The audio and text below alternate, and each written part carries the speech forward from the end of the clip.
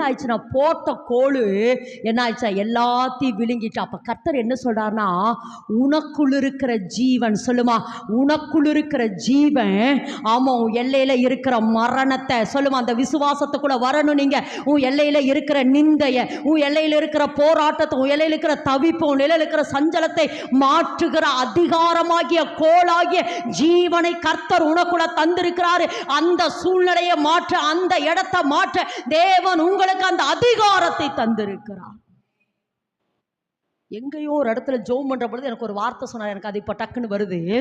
அதாவது எப்படி சொல்கிறேன்னா, நம்மளை சொல்லுங்க, மோசே போன இடத்துலலாம், சொல்லுங்க, மோசே போன இடத்துலலாம் அவன் சூழ்நிலையை பார்க்கல, அந்த சூழ்நிலையை மாற்றி போட்டான். ஆமென் என்று சொல்லாமா.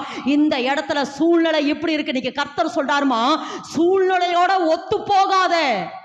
கண்ணீர்னா அந்த கண்ணீரோடு கூட சேர்ந்து நீங்க என்ன செஞ்சாதீங்க, உள்ள போயிடாதீங்க.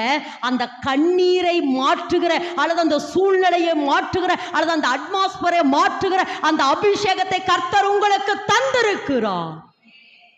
ஆமென் என்று சொல்ல